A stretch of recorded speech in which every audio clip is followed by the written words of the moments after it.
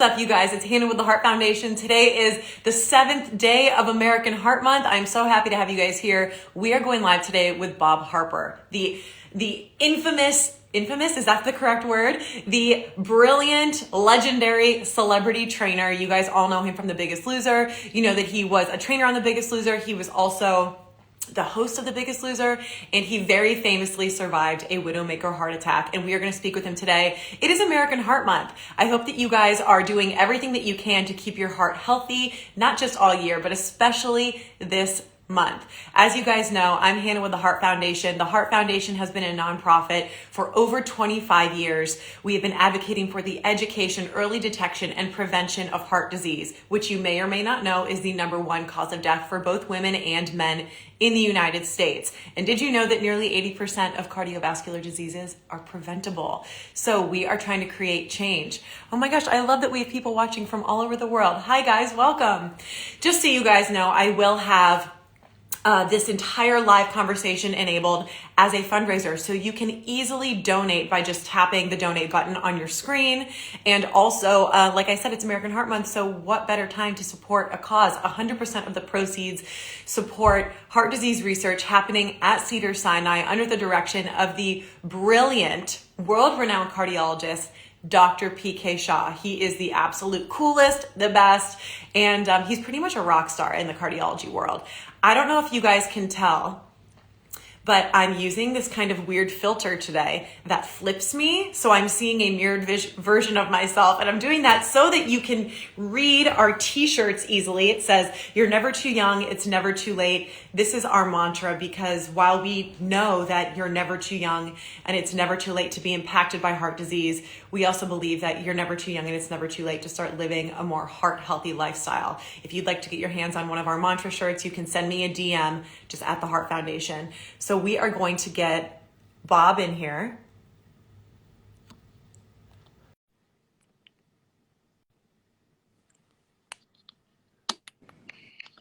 Hey, Bob. How are you, Hannah? I am so great. How are you? I'm really good, although it's rainy in New York City today.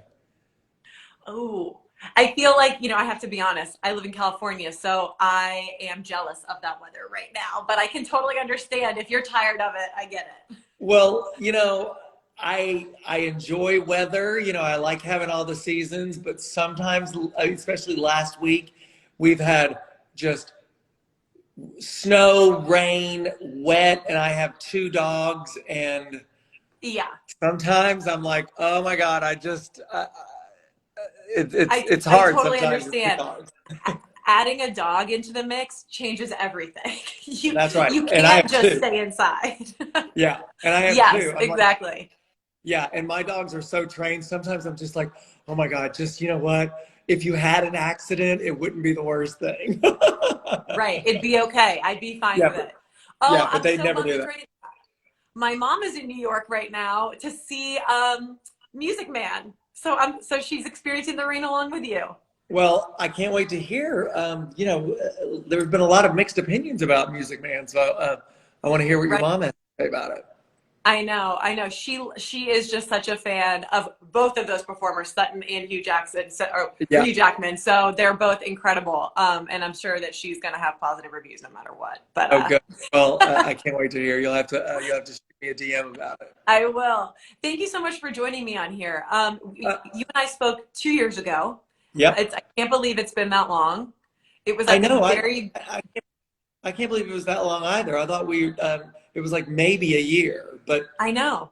It's pandemic. been, right. I know time has kind of been standing still for all of us. So even though it seems like just yesterday, I really appreciate you coming back on here with me on a Monday too, to tell us a little bit about your version of heart health, how your version of heart health has changed over time. Tell us your story, and to just help us spread some awareness of the importance of heart health. Well, I've been thinking a lot about my approach with Hmm. health and wellness as it pertains to heart health.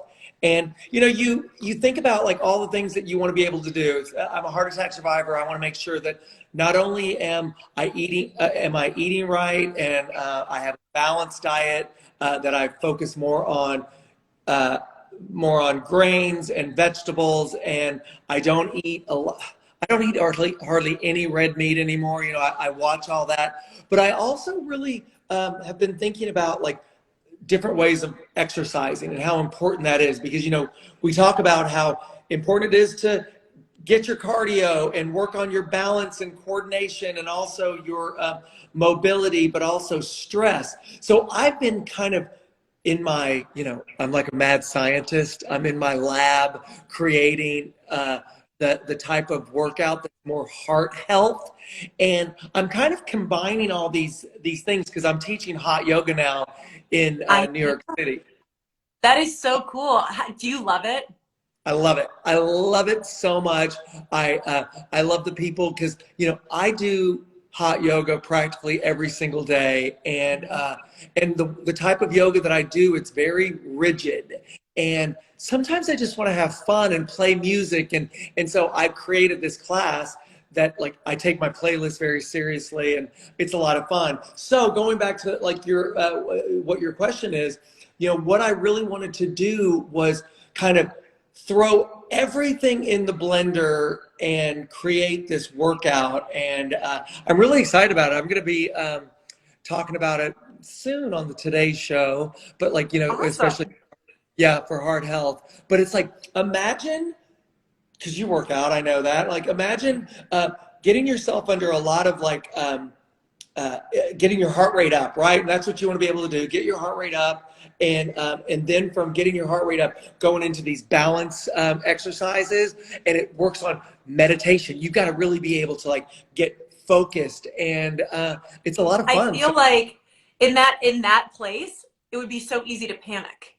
That's like the place you completely, want to go to is panic mode. But I yeah. feel like maybe the whole point is you're not going to panic, training yourself to not panic. You're going to breathe through it, right? And like, Hmm. and that becomes a metaphor for life. And I think that, you know, for all of us, everyone that's listening to us right now, you really have to, you have to think about how you manage or cope with your stress, because we all have stress, and it's like it's how you manage it that's important. And and being a heart attack survivor, it's super important for me to not bottle it up. You know, I've got to be able to find a way to get it out and move on, and it makes me feel a lot better. And so that's what I've been really changing, especially since, you know, I'm coming up on my 5-year anniversary of, it's such a weird thing, anniversary of my heart attack, but like Right.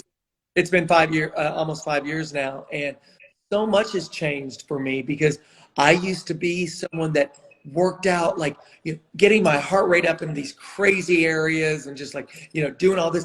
I don't do any of that anymore, and I feel like not only heart attack survivors, but like all of us that are listening right now, you think about like as we get older, what I realize is that I cannot compete with the person that I used to be. I can't compete with my 20-year-old self, 30-year-old self, or 40-year-old self. And there comes a time in our lives that we have to pivot and be okay with that. And Hmm. it's very hard for people, me included, because you know I'm like I want to look the way that I used to look. I want to do the things that I used to do, and being able to just be okay with that and go, you know what, maybe I can't, but I can find other ways to Right. kind of feel good when I work out, because I love to work out. Have you always, your entire life, like since you were a kid, enjoyed being active? Well, I grew up on a cattle farm in Tennessee, so whether I liked it or not, You uh, didn't have a choice. I didn't have a choice. I was very active. We grew up in a different time too, because I was always out. I was always moving around. The rule was you got to come in when the sun goes down, right? Hmm. And so that's what we did back then, and I'm really appreciative of that because it kept me going, and I think that it's another thing I try to tell people all the time. Working out doesn't mean that you got to like go to the gym and like lift your weights and do like all that's important, but it doesn't need to just be that. Like a lot of times, if my schedule is busy and my workout is going to be like taking my dogs out for a nice walk in the city, you know, I'm going to feel okay with that, and be like, well, this is what my workout was today. I got moving, I got active, and Mhm. walking with my dogs is a big stress reliever for me. And so I'm very aware of those thoughts and how I live my everyday life. Yeah, I think that that's something that we can all learn from. A huge learning thing for me, especially in the past 2 years, something that has really impacted me is this idea that I don't need to be absolutely spent after every workout. I don't need to be so exhausted for the workout to count or mean something. Uh, Amen, Hannah. I mean, Right? and that was a big thing for me. Like if I didn't fall on the ground after I did a workout, I mean, I would think, oh wait, was that workout? Did that even count? Did it count? And Hmm. and we all go through those types of ways of thinking when it comes to working out. Yeah, if it's not just crushing workout, then is it worth it? You know what? It is worth it. You're up, you're moving, you're in the game, you're being active, and sometimes you have those days where that's okay, and that's enough. You don't have to beat yourself up. I used to be sore every single day. It was just normal for me to be sore. Right. That was your normal. And that was my normal. It's not my normal anymore, Hannah. That's so great. I love that you have been such a great example of changing with the times, changing with your body, changing with your needs, but with the same goal in mind always, which is health. That's right, and I think that that's really important. It's a word that I keep using so much lately is pivot. We Hmm. all have to be able to pivot. We can't continue to do the same things and like eat the same way and do the same workouts. It's like we have to change, and Right. we have to find out ways that we can still be in the game and still feel good. And I'm not the Right. guy that I was back in the day when I was doing CrossFit. I was like, this, I'm over 200 pounds, and now I'm like, 170 pounds, and I feel good, and I can get into my hot yoga class and feel great. So, That's so awesome. So how is everything going? How has everything been for you with trying to stay in touch with your personal heart health, with your doctors, with everything like that during the past 2 years? Has that been crazy or has it been pretty easy? no, I mean, it's definitely been challenging because in the first part of the pandemic, yeah, Hmm. I'm in New York City, and let me tell you, it was when we didn't know what was going on, right? Right.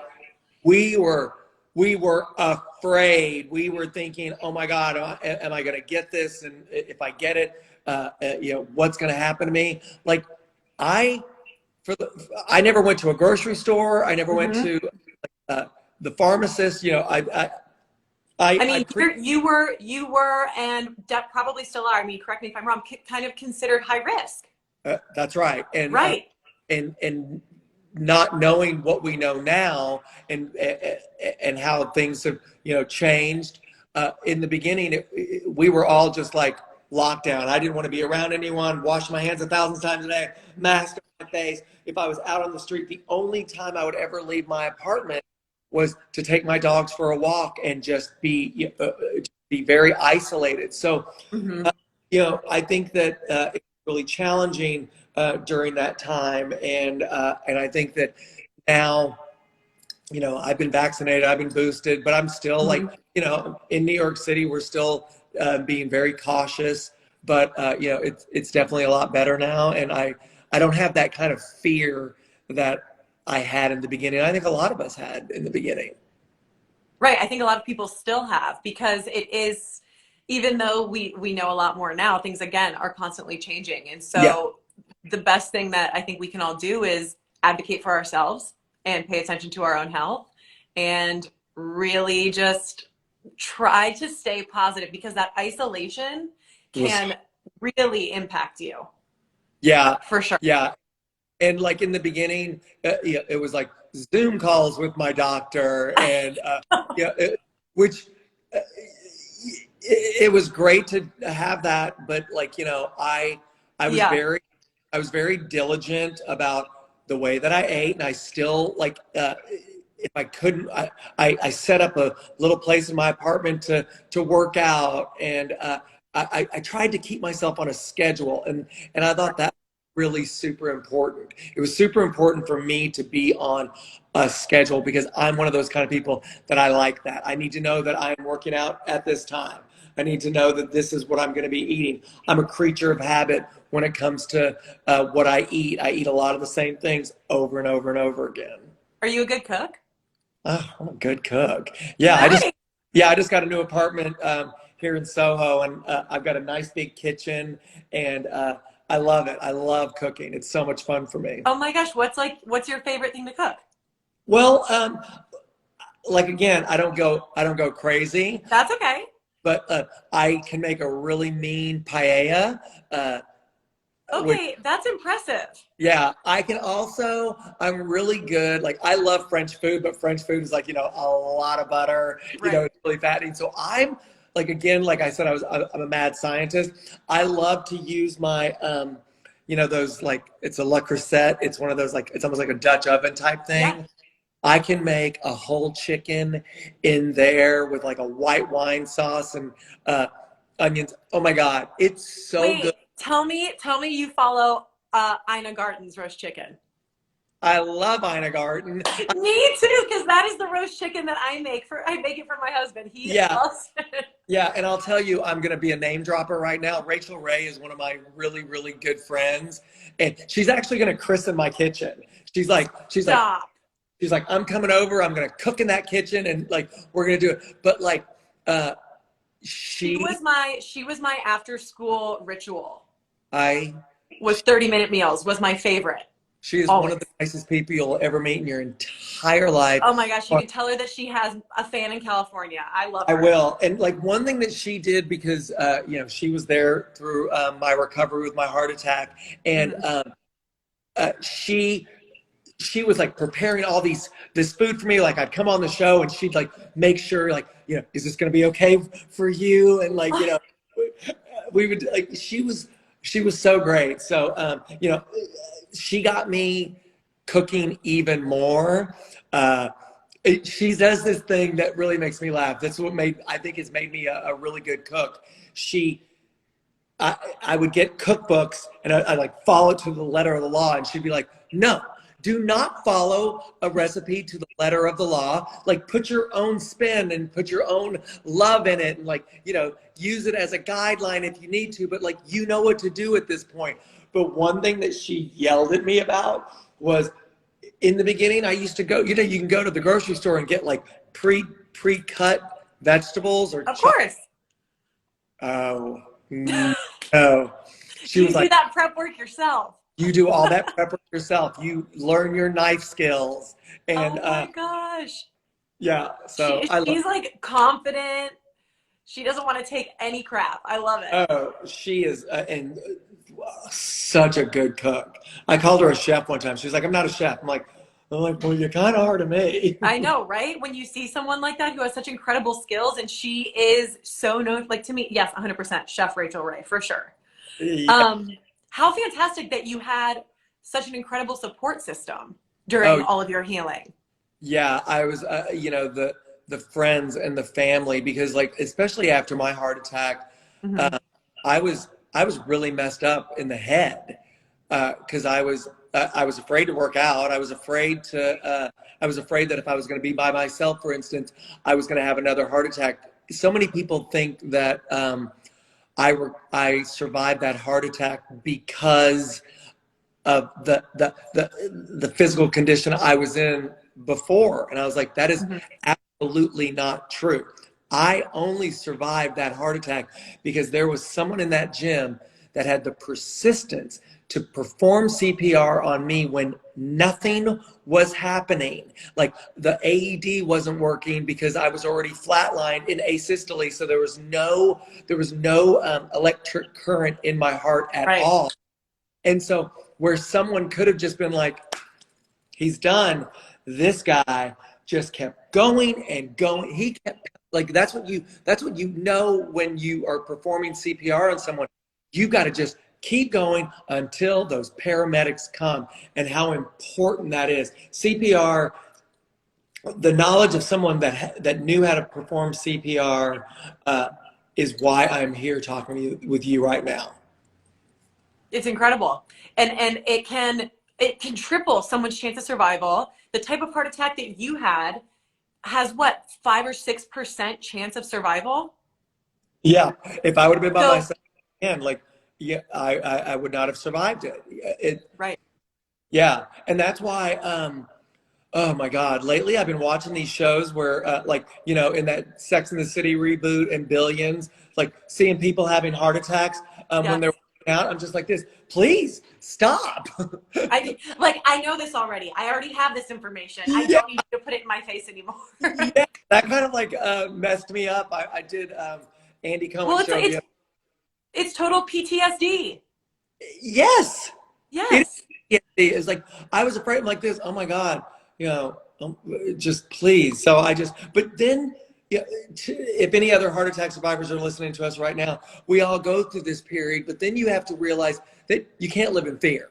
You cannot have fear dictate you, and it did for a while, and it was understandable. But like as with anything in life, you've got to be able to move, pivot, grow, and realize, okay, I'm doing all the things that I'm supposed to be doing in my life. I'm eating right, I'm exercising, and I am stacking the deck in my favor as much as I possibly can.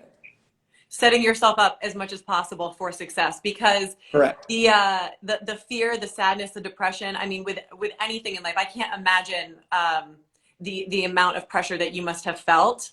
But with anything in life, it can be very easy to sit in that spot, and especially the past couple of years, we've all been, again, isolated, and so Yeah. it's just been very difficult. So that idea of pivoting and moving forward and finding a new way is Yeah. so important.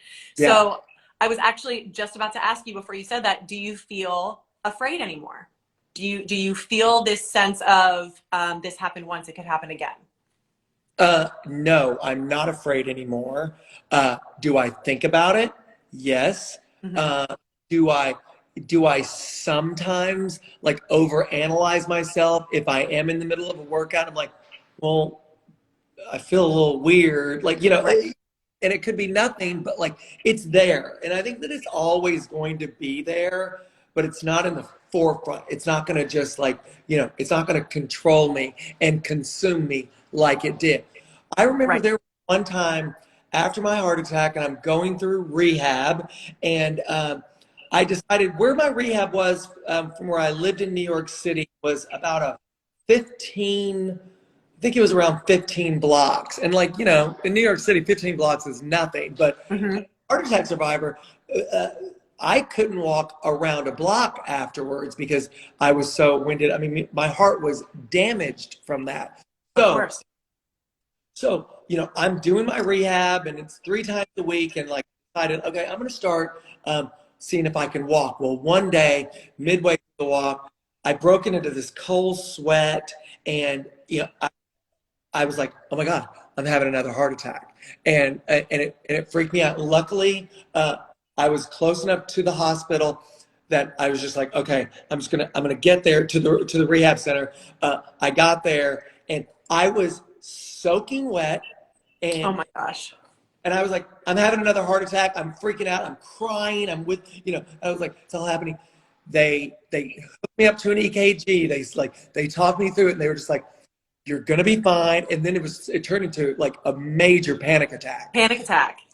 That panic attack, and I'm gonna choose my words carefully because I don't want to say any bad words, but it scared the crap out of me. And I think that like we all go through those kind of things, especially being a survivor. And but realize that it's been this time, and again, just doing what I can to be smart. And I try to be smart. Right. If you could say something to someone who feels like they are in peak physical condition, and if you could say anything to inspire them to look further, to advocate more, what would it Uh, be? here's what I would say. Before my heart attack, I felt like I had an idea of what a person at risk of having a heart attack looked like. It was the person that smoked, drank, overate, fast food, all those things. And what I realize now is that all of us are at risk. And you need to really know your health from the inside out, because if I would not have survived that heart attack, I would have been a body in that casket with a six pack. And, it's like, it's not what you look like on the outside. It's as much as it's what you look like on the inside. That is an incredible mic drop if I've ever heard one, Bob. Yeah. You got to, This, you just gave me complete goosebumps with that, because and it's reality, and it hits so much harder and has so much more of an impact when it's coming from somebody who experienced it in real time. You're proof. You are living proof. yeah. And well, thank you for saying that. But I really do believe what I'm doing is I'm taking this time that I've been given. I'm lucky. Like, I have the word lucky tattooed on my arm. I have a bracelet. It's like, I am lucky that I am here, and I appreciate every single day. I love that I get to talk to you. I wake up and and I think, okay, you know what? Whatever stresses I have in life, whatever things are going on, it's all going to be okay. It's all going to be okay, because I am still here and I've got a lot to do, and I'm going to help every single person I can. I'm so grateful for that. Like, I'm so grateful to be benefiting from your passion and benefiting from your experience. And I can't thank you enough for helping us spread awareness during the month of February, during American Heart Month, but also all year round. It's important all year round to pay attention to Yes, your it is. health, to ask the questions, to dig a little deeper, and to really, exactly what you said, understand your personal health from the inside out, because so many of us don't. That's right. And And it's I'm super someone important. who hates going to the doctor, but I still go. Let me tell you, I used to have what they called white coat syndrome. Yeah. Like, my heart rate would go up. I go to the hospital. Now I love it. Now I'm just like this. Oh, is it time for me to go to the doctor? Yeah. Oh, No, I oh my gosh. At this point, do you feel like, I mean, it's a very present part of your everyday life. So it's almost like studying for a test, and then the test gets handed out and you're like, oh my gosh, I cannot wait because I already know all the answers. A plus 100. I mean, that's what Yeah. I'm like. I'm ready. Let's go. Let's see what's happening. Oh my gosh, Bob, thank you so much. Do you know if you want to plug, when are you going to be on the Today Show? I think I'm going to be on Wednesday. Uh, 48 hours from now, Uh, casual. yeah, on Wednesday. But I don't think that's the hard. This one is an Olympic thing, a workout thing that I'm doing. In like the next week or two, it's going to be like the heart health one. So it's like, Awesome. yeah. So you're going to see me there a couple of times. Wow, I can't wait. That's so great. I'm obsessed. I can't stop watching it.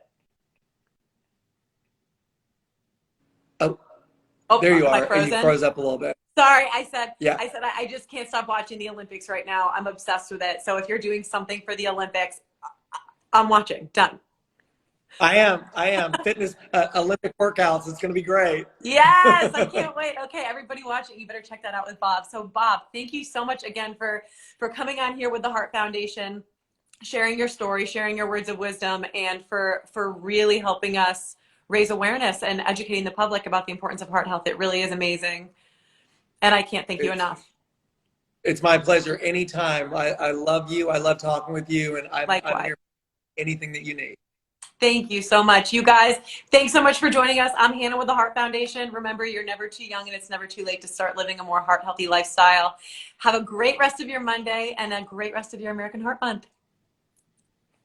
Bye, Bob. Bye, Hannah.